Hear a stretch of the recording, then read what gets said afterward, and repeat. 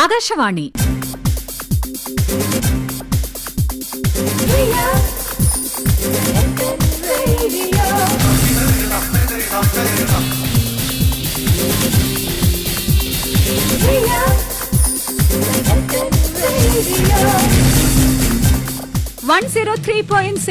Real FM.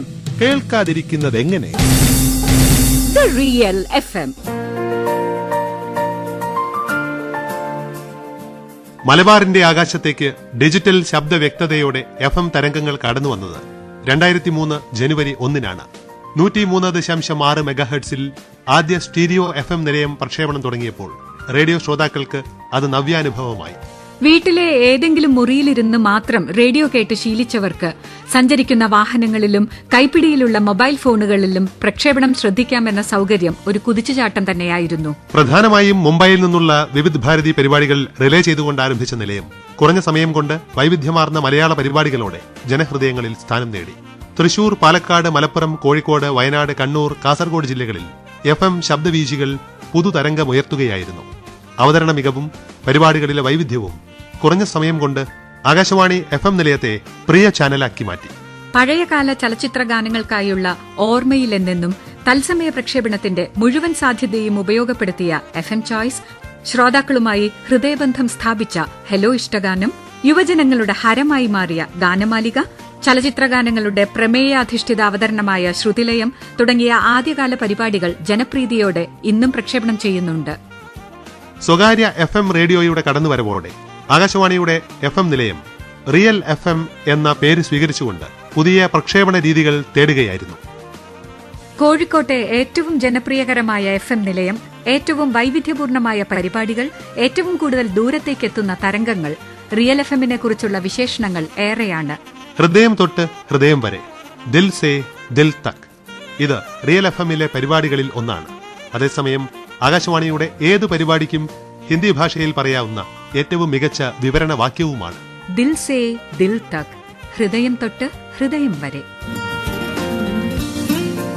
60 മുതൽ 70 kilometre ദൂരം വായുവിലൂടെ സഞ്ചരിക്കുന്ന FM തരംഗങ്ങൾ ഡിജിറ്റൽ സാങ്കേതികതയുടെ തികവോടെയാണ് റേഡിയോയിലെത്തുന്നത്.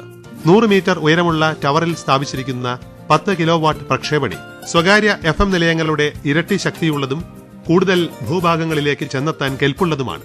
ഈ ഒരു സൌകര്യം പരസ്യദാതാക്കളെ ആകാശവാണിയുമായി കൂടുതൽ അടുപ്പിക്കുന്നു.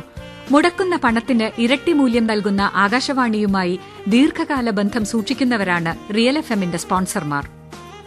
റേഡിയോ ഇന്ന് ജനപ്രിയ വിനോദങ്ങളുടെയും വാണിജ്യ താൽപര്യങ്ങളുടെയും മാധ്യമം കൂടിയാണ്. ഏറ്റവും പുതിയ സാങ്കേതിക സംവിധാനങ്ങളും ജനപ്രിയ പരിപാടികളുടെ ചേരുവകളും റിയൽ FMൽ ഒത്തുചേരുന്നു. ഫോൺ ഇൻ, ഫോൺ ഔട്ട് സംവിധാനങ്ങൾ, തത്സമയ കവറേജുകൾ, ത്രസിപ്പിക്കുന്ന സംഗീതം, വശ്യമായ അവതരണം. റിയൽ FM പുതിയ നാഗരികതയോട് ഇണങ്ങുന്ന ശൈലിയിൽ സംസാരിക്കുന്നു. പക്ഷേ അപ്പോഴും ഞങ്ങൾക്ക് സാധാരണക്കാരുടെ ജീവിതത്തെയും അവരുടെ ദുഃഖങ്ങളെയും മറക്കാനുമാവില്ല. വാണിജ്യ താൽപര്യമോ ജനകീയ ജീവിതമോ, ഏതിലാണ് ആകാശവാണിക്ക് കൂടുതൽ താൽപര്യം എന്ന് ചോദിച്ചാൽ ഉത്തരം നിസ്തർക്കമാണ്. ജനങ്ങൾ തന്നെ, അവരുടെ ജീവിതം തന്നെ. FM പ്രധാന വാർത്തകൾ എന്ന പ്രാദേശിക വാർത്താ വിഭാഗത്തിന്റെ വാർത്താ ബുള്ളറ്റിൻ ഈ ജനകീയതയുടെ ശബ്ദമാണ്. ഒരു വിനോദ വിജ്ഞാന മാധ്യമമെന്നതിലുപരി ഓരോ വീട്ടിലും ഒരംഗമായി മാറാൻ റിയൽ FMന് കഴിഞ്ഞു എന്നതിന്റെ തെളിവാണ് റേഡിയോ ശ്രോതാക്കൾ തമ്മിൽ രൂപപ്പെട്ടിട്ടുള്ള കൂട്ടായ്മ.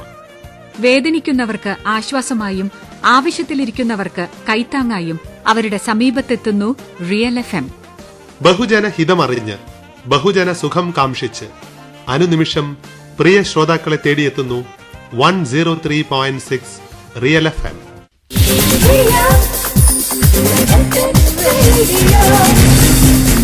കേൾക്കാതിരിക്കുന്നത് എങ്ങനെ?